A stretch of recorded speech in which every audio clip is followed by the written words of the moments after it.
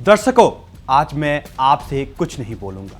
पहले आप सिर्फ सुनिए और महसूस कीजिए। मॉस्को के क्रेमलिन में एक आदमी बैठा है। उसकी उंगलियां एक ऐसे बटन के करीब है जिसे दबाने के बाद दुनिया में कुछ भी पहले जैसा नहीं रहेगा। उस आदमी के सामने एक मेज पर कागज रखे हैं, रिपोर्ट। उनमें लिखा है कि नाटो के पास मिसाइलें खत्म हो रही हैं। पैट्रियट मिसाइलें नहीं हैं, टोमाहॉक खर्च हो गए हैं और मिसाइलों की सप्लाई रुक गई है। यूरोप हथियार के लिए तरस रहा है और ट्रंप दुनिया का सबसे ताकतवर होने का दावा करते हैं। वो फोन पर बातचीत कर रहे हैं पुतिन से, जेलेंस्की से, और कह रहे हैं दोनों युद्ध खत्म करना चाहते हैं। जब अमेरिका फोन पर बात करने लगे तो समझ जाइए, जब नाटो के पास हथियार खत्म हो तो समझ जाइए, जब यूरोप खुद निर्भर होने की बात करने लगे तो समझ जाइए खेल बदल गया है। और वो आदमी जो पुतिन, जो क्रेमलिन में बैठा है, जिसे 2 साल से कमजोर, हारा हुआ, टूटा हुआ कहा गया, वो आज सुल्तान बनकर उभरा है। और आज रात हम आपको बताएंगे वो पूरी सच्चाई जो दुनिया की सरकारें छुपाना चाहती हैं। अंकारा में नाटो का सम्मेलन चल रहा है। ट्रंप वहां गए हैं, यूरोप के नेता वहां हैं, जेलेंस्की वहां हैं और यह सम्मेलन होना चाहिए था एक विजय का उत्सव। हम रूस को हरा रहे हैं, हम यूक्रेन के साथ हैं, हम एकजुट हैं। लेकिन असलियत क्या है? पैट्रियट मिसाइलों का अमेरिकी भंडार खत्म हो चुका है। ईरान के खिलाफ युद्ध में टोमाहॉक क्रूज मिसाइलें 1000 से ज्यादा ईरान पर दागी गई। जर्मनी को जो टोमाहॉक मिसाइलें मिलनी थी वो मिली ही नहीं। और ये जो सप्लाई मिसाइल की है, PAC-3 मिसाइलें के लिए 20 देश लाइन में खड़े हैं। और एक अनुमान कहता है कि अमेरिका को सिर्फ अपना PAC-3 भंडार भरने में 42 महीने लगेंगे। और उधर रूस ने कीव पर ताजा हमले किए, 18 लोग मारे गए। 23 बैलिस्टिक मिसाइलें यूक्रेन रोक नहीं पाया क्योंकि मिसाइलें नहीं थी। दर्शकों, यह नाटो की हार नहीं है, यह पुतिन की उस रणनीति की जीत है जिसे पश्चिम ने कभी समझा ही नहीं था। और आज रात हम वो रणनीति पूरी तरह खोल कर रखेंगे।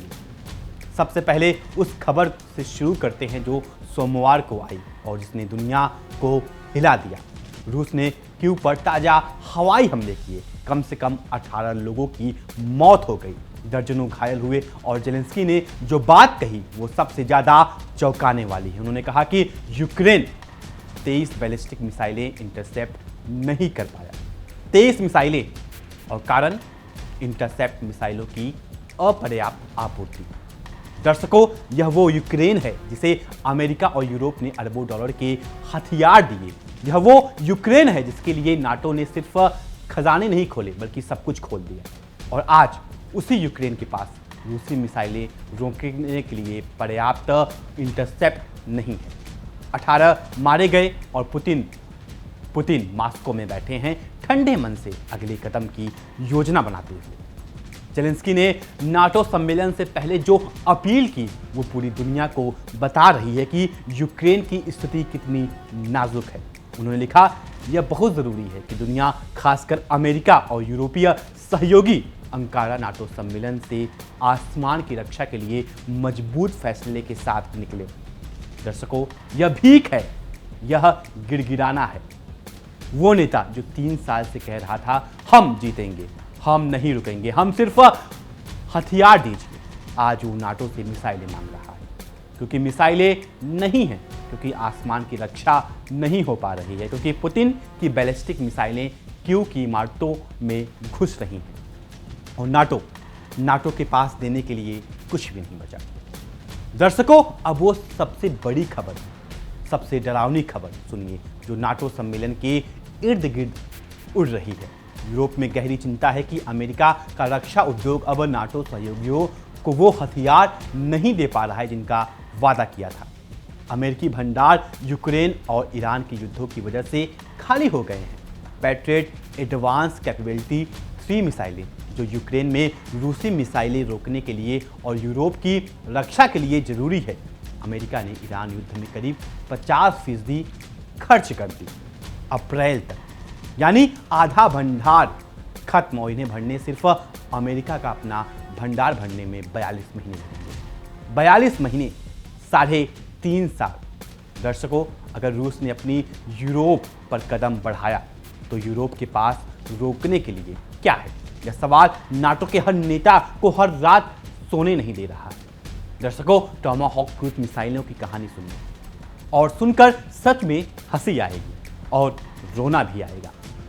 अमेरिका ने जर्मनी को टोमाहॉक मिसाइलें देने का वादा किया था। जर्मनी को, नाटो का सबसे बड़ा यूरोपीय देश, अमेरिका का सबसे करीबी सहयोगी। और क्या हुआ? अमेरिका ने ईरान पर 1000 से ज़्यादा टोमाहॉक मिसाइलें दाग दी और जर्मनी को जो मिसाइलें मिलनी थी वो मिसाइलें अब है ही नहीं। अमेरिकी विशेषज्ञ फिल गार्डन ने खुद कहा, जर्मनी को टोमाहॉक नहीं मिली, इसलिए नहीं मिली क्योंकि अमेरिका ने उन्हें प्राथमिकता नहीं दी, बल्कि इसलिए कि वो मिसाइलें है ही नहीं। हमने ईरान पर 1000 टोमाहॉक दागे। दर्शकों, यह नाटो की वो भयावह हकीकत है जिसे पश्चिमी मीडिया छुपाता है। अमेरिका ने ईरान के खिलाफ जंग लड़ी और उसमें वो हथियार खर्च कर दिए जो यूरोप की रक्षा के लिए थे, और पुतिन इस कमजोरी को, इस खालीपन को देख रहे हैं। और दर्शकों, हिमारस मोबाइल रॉकेट की सप्लाई रुकी। PAC-3 मिसाइल के लिए 20 देश लाइन में खड़े हैं और सबको पता है कि उनकी बारी कब आएगी, यह किसी को नहीं पता। एक यूरोपीय राजनयिक ने नाम न लेने की शर्त पर कहा कि एक साथ 5-6 समस्याएं हैं। ईरान युद्ध में खर्च हुए भंडार, यूक्रेन संघर्ष में खर्च हुए भंडार, यूरोप से हटकर एशिया में रक्षा संसाधन भेजना और जो नए इंटरसेप्ट बन रहे हैं जो पहले इजराइल को जा रहे हैं। उस राजनयिक ने साफ कहा, हम जानते हैं कि हम ग्राहक नंबर 1 नहीं हैं। दर्शकों, यह नाटो है, यह वो गठबंधन है जो खुद को दुनिया का सबसे बड़े सैन्य शक्ति कहता है और उसके सदस्य खुद कह रहे हैं, हम पहली प्राथमिकता नहीं है। यह पुतिन के लिए सबसे बड़ा उपहार है। दर्शकों, अब ट्रंप के उस बयान पर आते हैं जो सोमवार को आया। व्हाइट हाउस के में पत्रकारों से बातचीत में ट्रंप ने कहा, राष्ट्रपति पुतिन इस युद्ध को खत्म करना चाहते हैं। मैं पूरी दृढ़ता से कह सकता हूं, हमारी अच्छी बातचीत हुई। राष्ट्रपति जेलेंस्की भी अब वास्तव में युद्ध समाप्त करना चाहते हैं। दर्शकों, यह वाक्य सुनिए, अब वास्तव में, यानी पहले नहीं चाहते थे। पहले जेलेंस्की कहते थे हम जीत कर रहेंगे, क्रीमिया वापस लेंगे, 1 इंच जमीन नहीं देंगे, और आज अब वास्तव में युद्ध खत्म करना चाहते हैं। दर्शकों, यह बदलाव क्यों आया? क्योंकि मिसाइलें नहीं है, क्योंकि नाटो का भंडार खाली है, क्योंकि पुतिन की बैलिस्टिक मिसाइलें कीव पर गिर रही हैं और यूक्रेन रोक नहीं पा रहा। यह जेलेंस्की की हार नहीं है दर्शकों, यह नाटो की असफलता है। ट्रंप ने एक और बड़ा दावा किया जो भारत से सीधे जुड़ा है। उन्होंने कहा कि उन्होंने 8 युद्ध खत्म कराए और इसमें भारत पाकिस्तान के बीच ऑपरेशन सिंदूर का जिक्र भी था। उन्होंने कहा कि पाकिस्तान के प्रधानमंत्री के अनुसार 4 से 5 करोड़ लोगों की जान जा सकती थी, 11 विमान गिराए जा चुके थे और ट्रंप ने रुकवाया। दर्शकों, भारत ने इस दावे को पहले भी खारिज किया है और आगे भी करेगा। भारत ने साफ कहा है कि ऑपरेशन सिंदूर के बाद संघर्ष समाप्ति दोनों देशों के DGMO के बीच सीधी बातचीत से हुई है, किसी तीसरे पक्ष की मध्यस्थता से नहीं। लेकिन दर्शकों, ट्रंप का यह दावा एक बात और बताता है। ट्रंप खुद को दुनिया का सबसे बड़ा शांति दूत साबित करना चाहते हैं और जब कोई इतना बड़ा दिखाने की कोशिश करे तो समझ जाइए कि असल में वो कितने कमज़ोर हैं। अब नाटो सम्मेलन की असलियत देखते हैं। अंकारा में नाटो नेता जुटे हैं और ट्रंप ने मांग की है कि नाटो सहयोगी अपना रक्षा खर्च GDP का 5% करे दूसरे साल लगातार, और यह पैसा अमेरिकी हथियारों की खरीद में जाए। एक अमेरिकी प्रशासनिक अधिकारी ने कहा, हम सम्मेलन में अरबों डॉलर के ऐलान करेंगे, यूरोप और अमेरिका में नई फैक्ट्रियां बनाएंगे, नई उत्पादन लाइनें शुरू होंगी। लेकिन दर्शकों, राजनयिकों ने कहा कि इन नई उत्पादन लाइनों को काम करने में 5 से 10 साल लगेंगे। 5 से 10 साल। और इन सालों में जब यूरोप खुद की रक्षा नहीं कर पाएगा तब पुतिन क्या करेंगे? यह वो सवाल है जिसका जवाब नाटो के पास नहीं है। पुतिन की रणनीति को समझिए और समझकर हैरान हो जाइए। पुतिन ने कभी नाटो से सीधे नहीं लड़ा। उन्होंने यूक्रेन में जंग लड़ी, नाटो को मजबूर किया कि वो अपने हथियार यूक्रेन में लगाए। नाटो ने लगाए, पैट्रियट लगाए, हिमारस दिए, टॉमहॉक दिए और उसी समय ईरान युद्ध आया। ईरान में भी अमेरिका ने पैट्रियट, टॉमहॉक खर्च किए। नतीजा, नाटो का भंडार खाली, यूरोप की रक्षा कमजोर और अमेरिका की हथियार उद्योग जो पहले से धीमा था अब और धीमा हो गया। पुतिन ने एक भी नाटो सैनिक से नहीं लड़े, लेकिन नाटो को उसी से ज़्यादा नुकसान पहुंचा जितना किसी सीधे युद्ध में नहीं होता। यह शतरंज है दर्शकों, और पुतिन ग्रैंड मास्टर है। दर्शकों, यूरोप की बेचैनी देखिए। यूरोपीय राजधानियों ने चुपचाप गुस्सा पिया है। यह खबर खुद यूरोपीय राजनयिकों ने दी। उन्होंने ट्रंप प्रशासन से सीधा टकराव इसलिए नहीं किया क्योंकि उन्हें डर था कि अगर अटलांटिक संबंध पूरी तरह टूट गया तो क्या होगा। ट्रांस अटलांटिक संबंधों के व्यापक पतन से बचने के लिए दर्शकों, यह वो यूरोप है जो खुद को स्वतंत्र और संप्रभु कहता है। यह वो यूरोप है जो दशकों से दुनिया को लोकतंत्र और स्वतंत्रता का पाठ पढ़ाता है। और आज वही यूरोप अपना गुस्सा चुपचाप पी रहा है क्योंकि उसे डर है कि अमेरिका नाराज हो जाएगा। यह यूरोप की कमजोरी है और पुतिन इस कमजोरी का, इसी डर का पूरा फायदा उठा रहे हैं। दर्शकों, अब वो बात सुनिए जो नाटो सम्मेलन का सबसे बड़ा सच है। एक पूर्व अमेरिकी राष्ट्रीय सुरक्षा सलाहकार फिल गार्डेन ने कहा, इस सम्मेलन में नेता यह दिखाना चाहेंगे कि वो सबसे जरूरी हैं, लेकिन वो यह भी जानते हैं कि वो कुछ नहीं कर सकते। वो कुछ नहीं कर सकते। दर्शकों, यह नाटो की उस बैठक का असली सारांश है। सभी नेता जुटे हैं, सभी भाषण देंगे, अरबों डॉलर के ऐलान होंगे, तस्वीरें खींचेंगी, प्रेस कॉन्फ्रेंस होंगी और फिर सब अपने अपने देश लौट जाएंगे।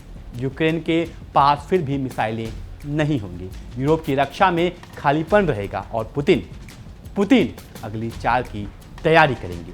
वो कुछ नहीं कर सकते। यह नाटो का सबसे बड़ा और सबसे शर्मनाक स्वीकारोक्ति है।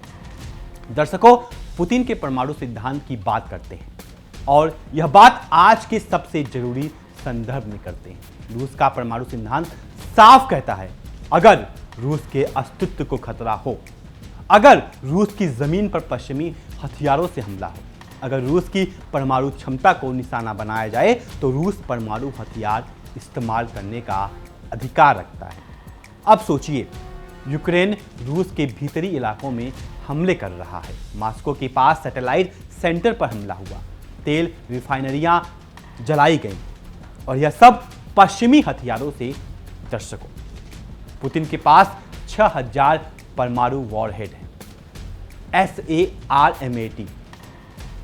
SATAN2 ICBM advance hypersonic missile जो किसी भी डिफेंस सिस्टम को चकमा दे सकती है। समुद्री परमाणु टॉर्पीडो, क्या पुतिन वो बटन दबाएंगे? शायद नहीं। लेकिन, और यह लेकिन दुनिया का सबसे बड़ा सवाल है, क्या कोई गारंटी दे सकता है के ऊपर हुए ताज़ा हमले में 18 लोग मारे गए, लेकिन इससे ज़्यादा ज़रूरी यह है कि 23 बैलिस्टिक मिसाइलें यूक्रेन रोक नहीं पाया। यानी रूस की मिसाइलें सीधे क्यू पर गिरी और जेलेंस्की ने कहा इंटरसेप्ट मिसाइलें नहीं हैं। दर्शकों, यह युद्ध वो मोड़ है जो सबसे खतरनाक है। अब तक यूक्रेन की वायु रक्षा प्रणाली काफ़ी मजबूत थी, लेकिन अब जब मिसाइलें नहीं हैं तो रूस जो चाहे निशाना बना सकता है। बिजली घर, पानी का बुनियादी ढांचा, सरकारी इमारतें और यहाँ तक कि राष्ट्रपति भवन। पुतिन के पास अब वो ताकत है जो 3 साल पहले नहीं थी और यह ताकत उन्हें नाटो की उस कमजोरी ने दी जिसे नाटो खुद पैदा करने में मदद की। यूरोप अब खुद निर्भर होने की बात कर रहा है, लेकिन यह कितना वास्तविक है यह भी देखिए। नई उत्पादन लाइनें बनाने में 5 से 10 साल, इस बीच एक खतरनाक अवधि है जब यूरोप खुद की रक्षा नहीं कर पाएगा और अमेरिका जल्दी अपने सैनिक और क्षमताएं वापस लेना चाहता है। दर्शकों, इस खतरनाक अवधि में क्या होगा? यह सवाल है जिसका जवाब यूरोप के पास नहीं है और पुतिन इस अवधि का इंतजार कर रहे हैं, जब नाटो कमजोर हो, जब अमेरिका पीछे हट रहा हो, जब यूरोप की नई मिसाइलें अभी बन ही रही हैं, तब पुतिन के पास सबसे ज़्यादा विकल्प होंगे और सबसे कम जोखिम। यही पुतिन की रणनीति का अंतिम और सबसे खतरनाक चरण है। दर्शकों, ट्रंप ने नाटो सम्मेलन में जाने से पहले कहा कि वो जेलेंस्की से युद्ध कैसे खत्म करेंगे पर बात करेंगे। एक वरिष्ठ अमेरिकी अधिकारी ने कहा, युद्ध क्षेत्र पिछले कुछ महीने में जम गया है और ट्रंप ने यह भी कहा कि उन्हें तत्काल इस युद्ध को रोकने की ज़रूरत है। दर्शकों, तत्काल यानी अमेरिका को जल्दी है, यानी अमेरिका थक गया है, यानी अमेरिका के पास हथियार नहीं है और इसी थकान का, इसी जल्दी का, इसी कमजोरी का पुतिन पूरा फायदा उठाएंगे। जब समझौता होगा और होगा जरूर, तो वो समझौता पुतिन की शर्तों पर होगा। रूस के पास जो जमीन है वो जमीन रहेगी, रूस की सुरक्षा गारंटियां मिलेंगी और NATO यानी नाटो का वो सपना जो यूक्रेन को नाटो में शामिल करना था, वो सपना टूट जाएगा। दर्शकों, इस पूरी तस्वीर को एक साथ देखिए। नाटो के पास मिसाइलें नहीं है, यूरोप डरा हुआ है, ट्रंप जल्दी में है, जेलेंस्की मिसाइलें मांग रहे हैं, 23 रूसी बैलिस्टिक मिसाइलें क्यों पर गिरी, 18 मारे गए और पुतिन अमेरिकी वार्ताकारों का इंतजार कर रहे हैं मॉस्को में अपनी शर्तों पर, 6000 परमाणु वॉरहेड के साथ, उस बटन के करीब जिसकी चर्चा पूरी दुनिया में है। दर्शकों, आप बताइए, इस तस्वीर में सुल्तान कौन है? यह वाकई वो समय आ गया है जो पुतिन ने 3 साल पहले सोचा था, जब उन्होंने यूक्रेन में पहला कदम रखा था। उन्होंने जाना था कि धैर्य रखो, पश्चिम थकेगा, नाटो का भंडार खाली होगा और फिर शर्तों मैं तय करूंगा।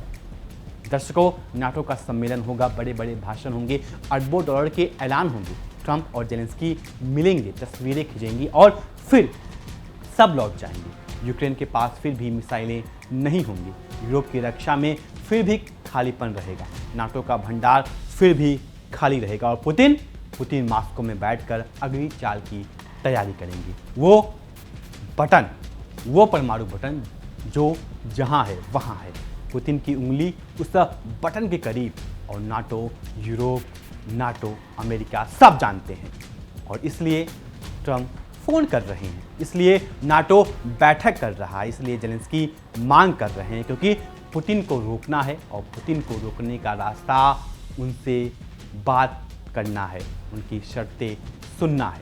इतिहास वो नहीं लिखते हैं जो सबसे ज़्यादा शोर मचाते हैं, इतिहास वो लिखते हैं जो सबसे ज़्यादा धैर्य रखते हैं, सबसे ज़्यादा दूरदर्शी होते हैं और जो आखिर में अपनी शर्तों पर खड़े होते हैं। नेपोलियन ने रूस पर हमला किया और मॉस्को से खाली हाथ लौटा। हिटलर ने रूस को कमज़ोर समझा, स्टालिनग्राड में दफन हुआ और आज नाटो ने रूस को अलग थलग करने की कोशिश की, प्रतिबंध लगाए, हथियार दिए, अरबों डॉलर खर्च किए और नतीजा, नाटो का भंडार खाली है, यूरोप डरा हुआ है और पुतिन सुल्तान बनकर बैठे हैं। फोन आ रहे हैं, वार्ताकार आने वाले हैं और वो परमाणु बटन, वो हमेशा वही है। देखते रहिए दर्शकों, क्योंकि यह कहानी अभी खत्म नहीं हुई है।